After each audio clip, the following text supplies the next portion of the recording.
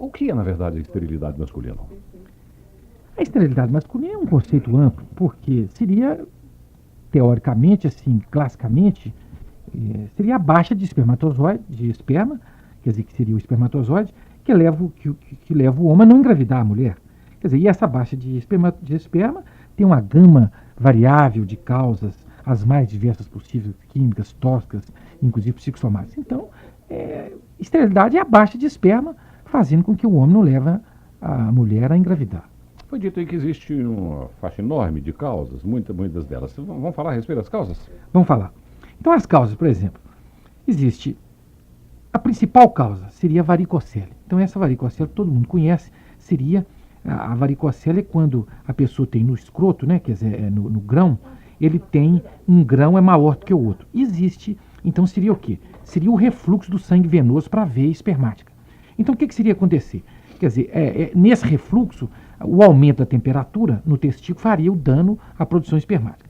Existem os processos infecciosos, inflamatórios, quer dizer, as infecções renais, existem as doenças venéreas, que é muito comum durante a transmissão durante o ato sexual.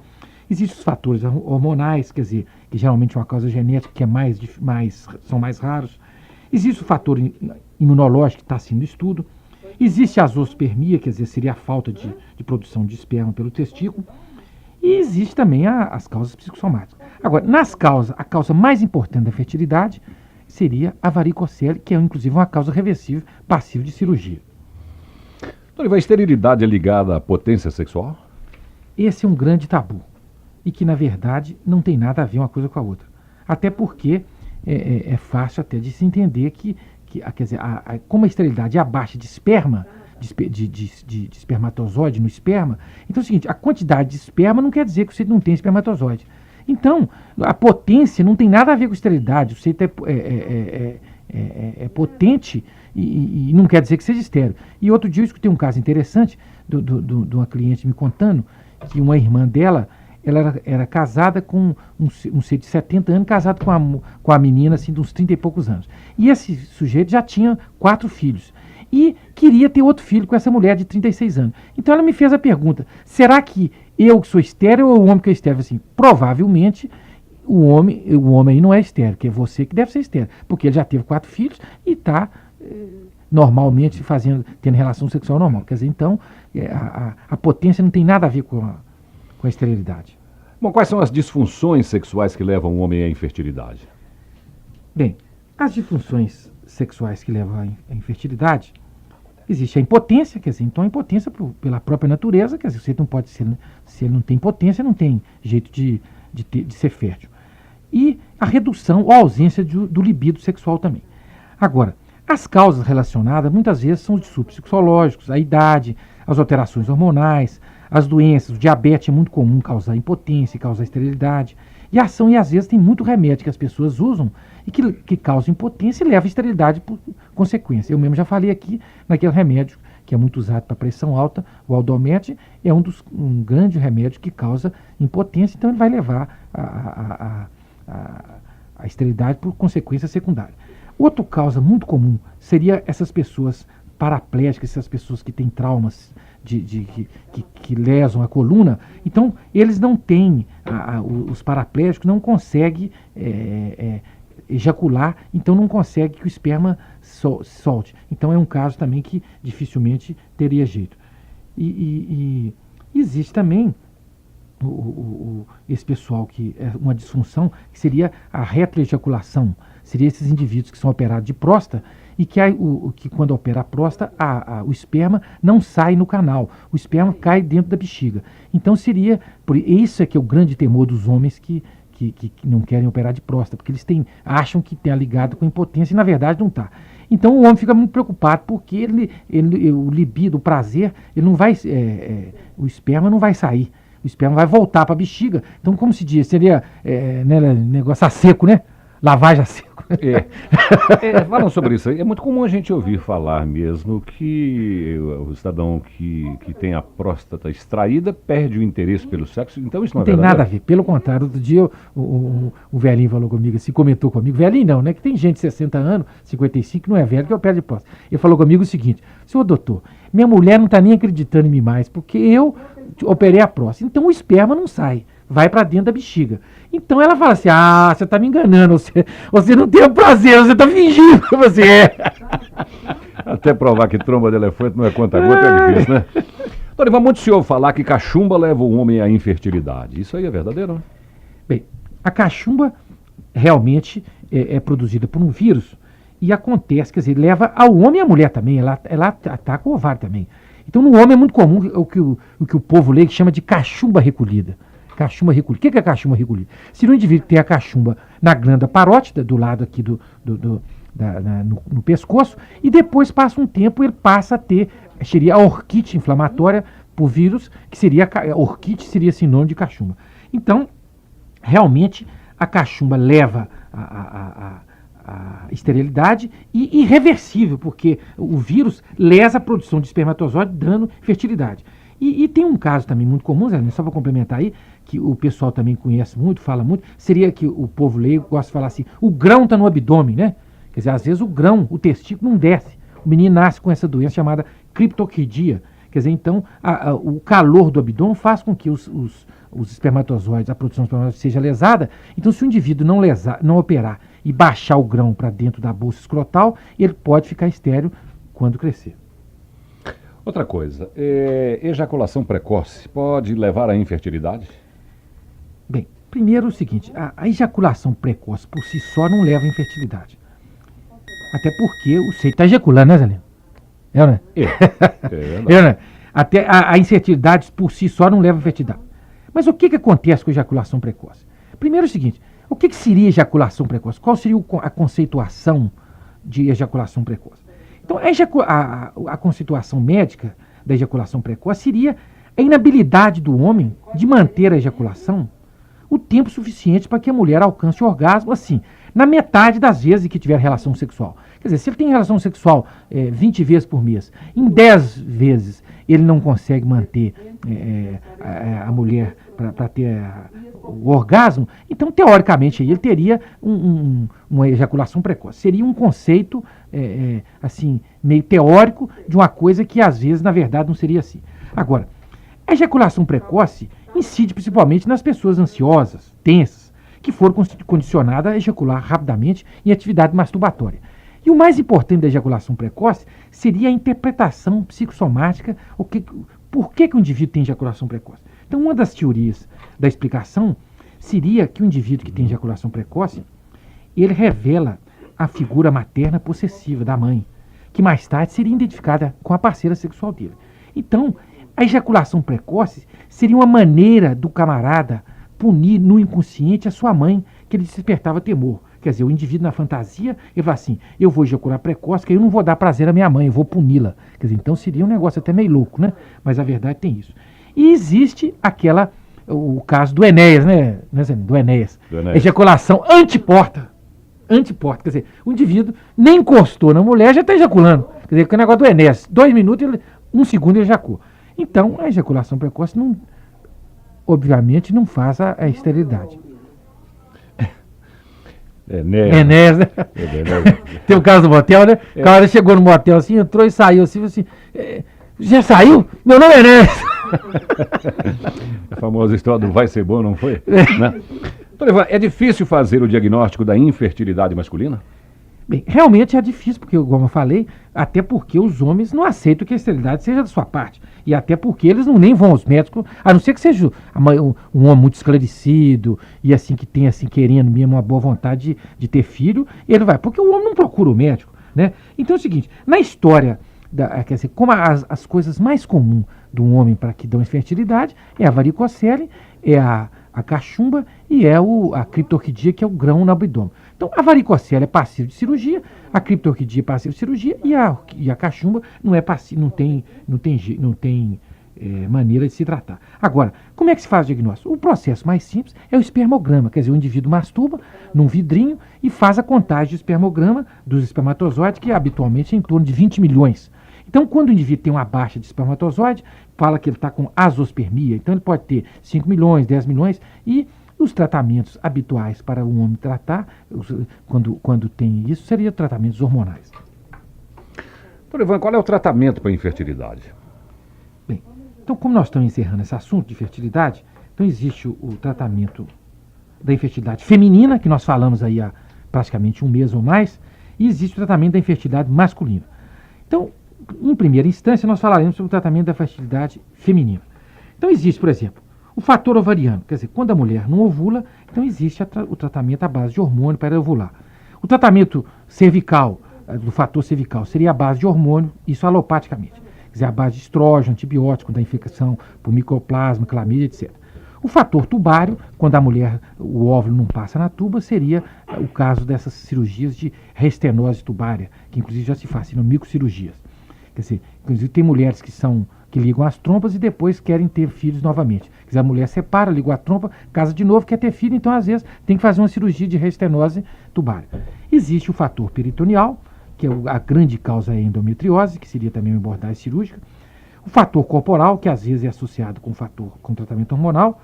E o fator do coito vaginal, que é o grande nó cego dos tratamentos alopáticos, porque desemboca sempre no problema emocionais e psicossomáticos. E os fatores emocionais, que são mais ou menos 50% dos casos. No tratamento masculino, como eu já disse, a varicocele tem tratamento cirúrgico, a criptoquitia tem tratamento cirúrgico, a orquite, que é a cachumba traumática, não tem tratamento.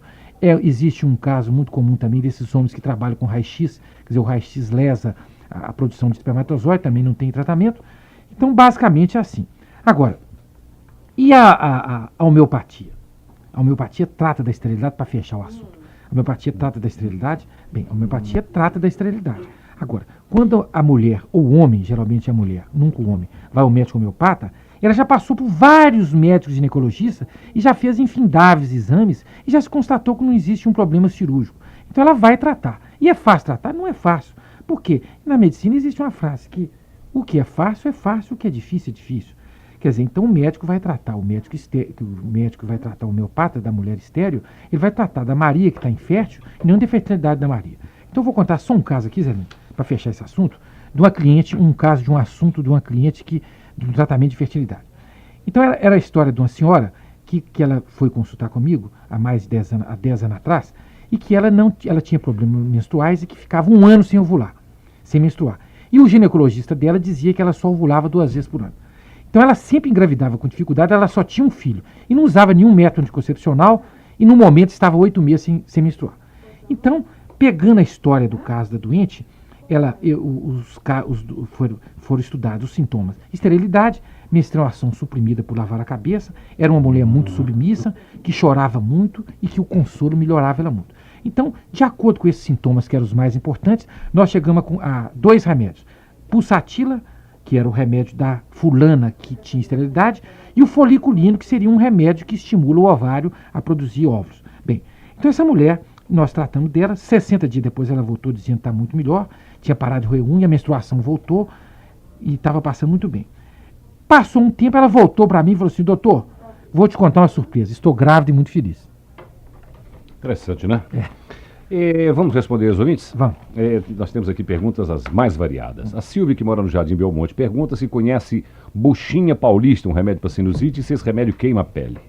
Bem, a buchinha paulista não é remédio, eu conheço, mas eu não posso te dar uma explicação profunda, porque é um remédio fitoterápico, não é remédio homeopático. Então, há aquela confusão da fitoterapia com homeopatia. A Dorinha do Santa Amélia diz que na família dela existem 3 casos de fístula no reto. A fístula sai, forma um abscesso até a cirurgia. Pergunta se isso é normal. Bem, esse caso de fístula no reto, quer dizer, é muito comum as pessoas operar 3, 4, 5 vezes. Por quê? Porque trata da fístula, e a fístula é uma exoneração do organismo. É igual essas pessoas que têm essas feridas na perna que não sabem. Então não adianta se operar que a fístula vai voltar. Então precisa fazer o tratamento da pessoa, para tratar a pessoa no todo, fazendo com que ela aumente a resistência, não tenha abscessos mais e que não se opere mais. Quer dizer, isso não é normal. Quer dizer, isso é o organismo, o cirurgião fecha a fístula, o organismo põe a fístula para fora. Aí é muito comum as pessoas falarem assim: doutor, já operei de fístula 3, 4 vezes. 4, 5 vezes. Então, isso é muito comum. Quer dizer, então a pessoa teria que fazer um tratamento. Quer dizer, não quer dizer com isso que não deva ser operado, mas teria que fazer um tratamento global, constitucional, homeopático, para fazer que a fístula não volte. Zenite, da Cidade Industrial, pergunta se existe cura para nervo óptico atrofiado. Não.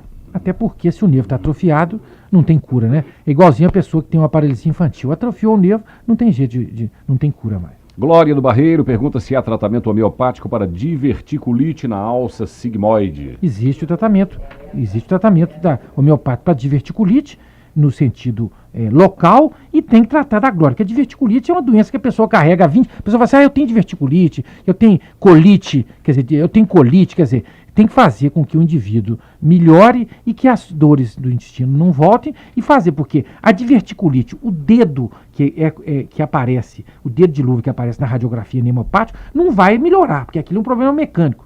Nem melhora com homeopatia, nem melhora com alopatia. Você tem que melhorar a inflamação no divertículo do sigmoide para fazer com que a pessoa viva melhor.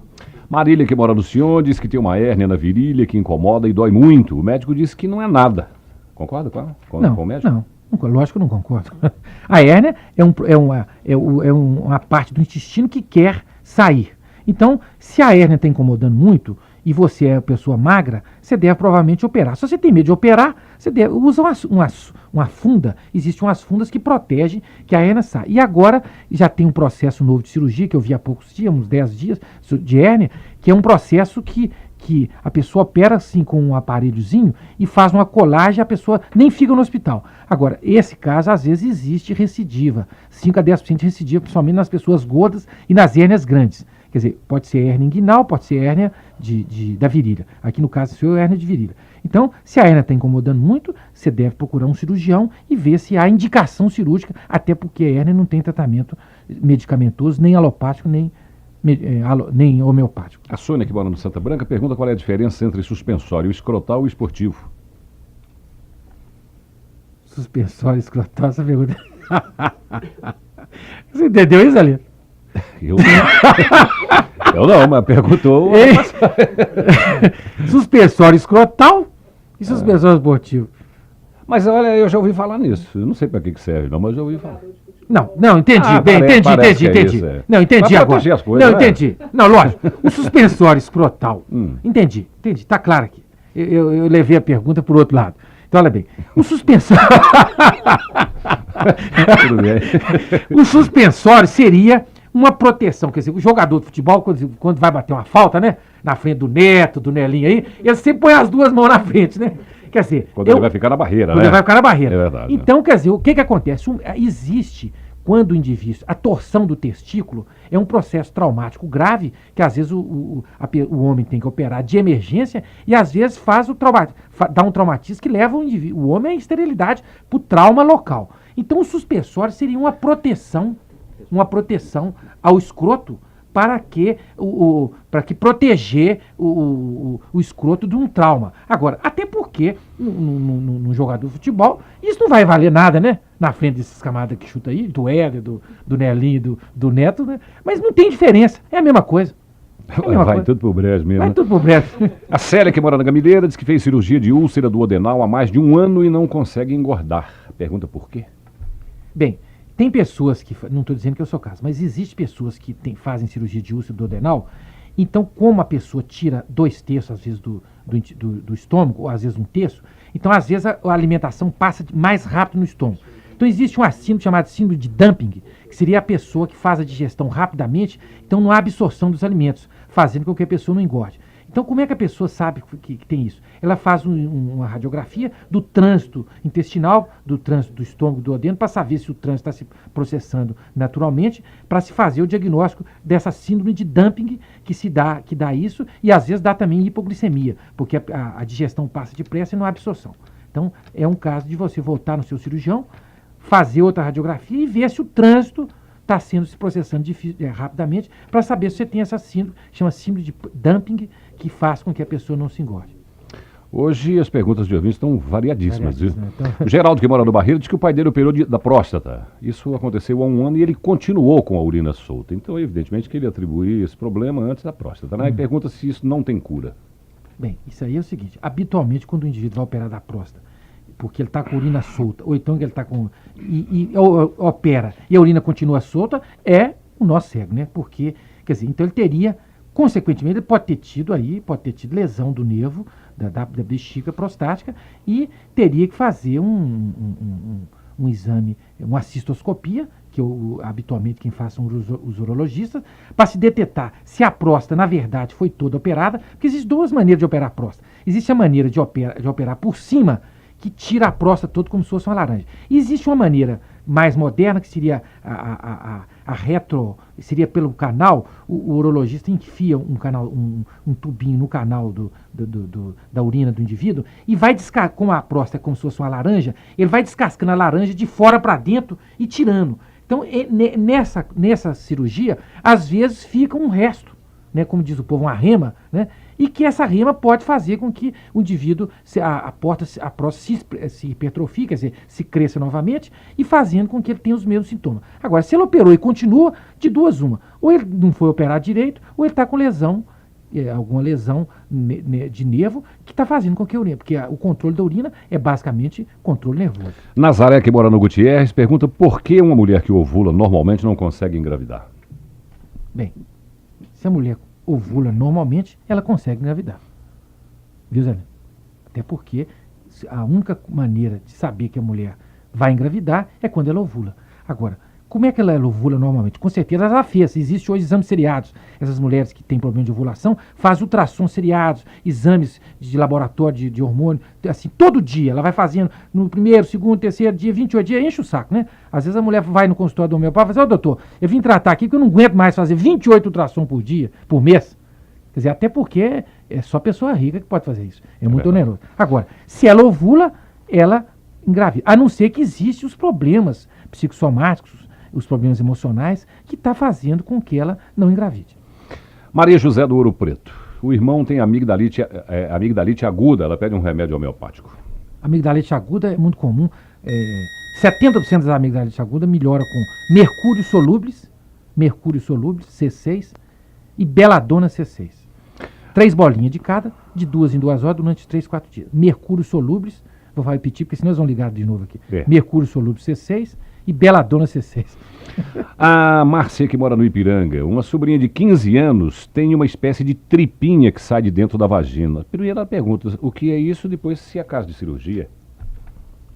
Bem, se ela tem uma tripinha, ela teria que fazer um exame ginecológico para o ginecologista olhar em local. Então isso pode ser um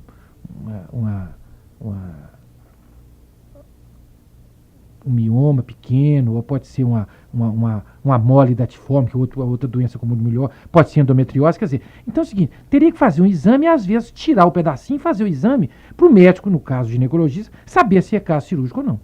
Né? A última perguntinha, Tânia da Sagrada Família, ela pergunta se a mulher que trabalha com raio-x pode ter problemas de esterilidade. Foi exatamente o que eu falei. Tanto isso pode dar no homem, o homem é lesado o ovário, o testículo, e a mulher lesa o ovário. Então, por isso é que existe uma lei da insalubridade, né, Zanino? Que a pessoa aposenta mais cedo e é obrigado, existe o problema de medicina do trabalho, é obrigado a trabalhar com aqueles aventais de chumbo para proteger as pessoas. Então, pode acontecer tanto na mulher quanto no homem.